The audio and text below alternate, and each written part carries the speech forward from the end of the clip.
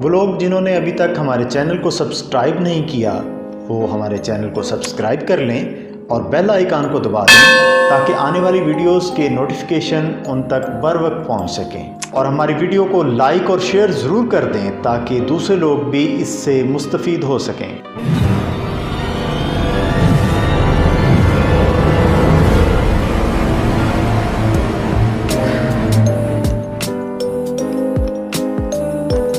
बिस्मिल्लाहिर्रहमानिर्रहीम rabbi ज़िदनी इल्मा।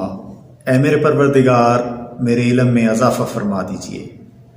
English grammar के सिलसिले की अपनी नई वीडियो के साथ आपके पास हाजिर हैं और आज की वीडियो में हम प्रेजेंट इंडेफिनिट टेंस सीखने जा रहे हैं।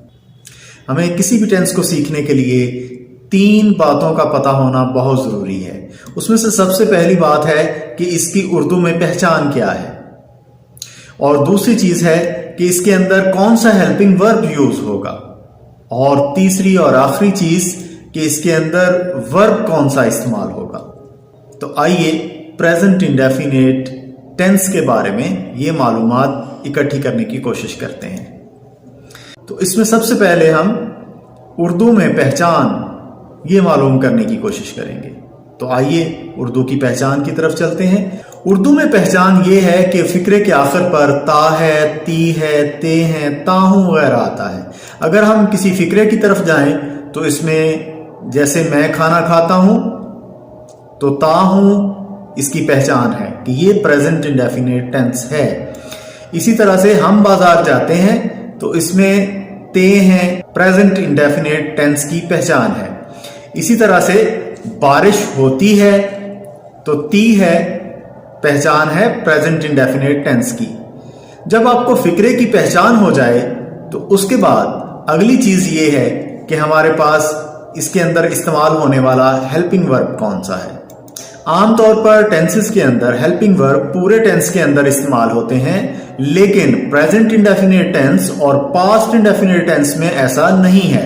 तो आइए पहले ये देखें कि एक टेंस के अंदर जुमलों की कौन कौन सी अकसाम होती हैं। तो सबसे पहली किस्म अफर्मेटिव सेंटेंसेस की है या सिंपल सेंटेंसेस की है, दूसरी किस्म नेगेटिव सेंटेंसेस की है, और तीसरी और आखिरी किस्म इंट्रोगेटिव सेंटेंसेस की है।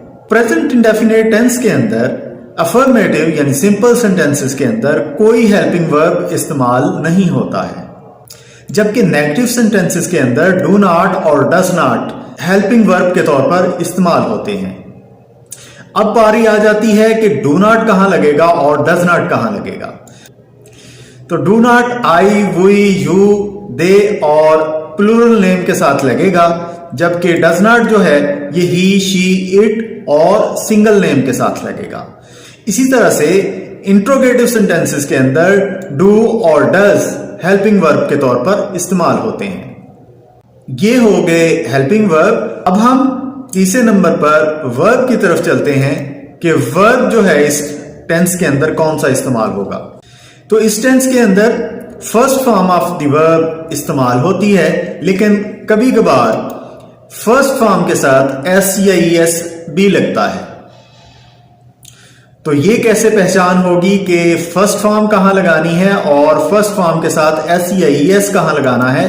तो याद रखिएगा, जब हमारे पास आई, वी, यू, दे और प्लूरल नेम्स आ जाएंगे तो हम फर्स्ट फॉर्म लगाएंगे, और जब हमारे पास ही, शी, इट और सिंगल नेम आएगा तो ऐसी सूरत में हम फर्स्ट फॉर्म के साथ एस या ईएस लगाएंगे। तो आइए इस बात का फैसला करते हैं कि एस और ईएस कौन सी फॉर्म ऑफ वर्ब्स के साथ लगेगा। तो सबसे पहले हम ईएस की तरफ आते हैं। ईएस जो है ये ऐसी तमाम फॉर्म ऑफ वर्ब्स जो एस पे खत्म हो जाएंगी, डबल एस पे खत्म हो जाएंगी, सी एच, एस एच, ओ और एक्स पे खत्म होंगी, उन फॉर्म ऑफ वर्ब्स के साथ हम ईएस लगाएंगे, जबकि बाकी तमाम फॉर्म ऑफ वर्ब्स के लिए सिर्फ एस इस्तेमाल किया जाएगा। प्रेजेंट इंडेफिनिट टेंस के फ़िक्रात की उर्दू से इंग्लिश में ट्रांसलेशन के तरीक़ाकार को समझने के लिए हमारी वीडियो का लिंक इस वक्त स्क्रीन पर मौजूद है। आप इस लिंक को क्लिक करें और प्रेजेंट इंडेफिनिट टेंस के उर्दू से इंग्लिश में ट्रांसलेशन के तरीक़ेकार को समझें। ना सिर्फ आप इससे तरीक़ेकार को समझेंगे बल्कि इसमें प्रेजेंट इंडेफिनिट टेंस के जुमलों की अच्छी खासी प्रैक्टिस भी मौजूद है और बहुत उम्मीद है आप इस वीडियो से ख़ासा फ़ायदा उठाएंगे। इसी के साथ आपसे इजाज़त चाहेंगे। अस्सलामु अलैकुम व रहमतुल्लाहि व बरकातुहू।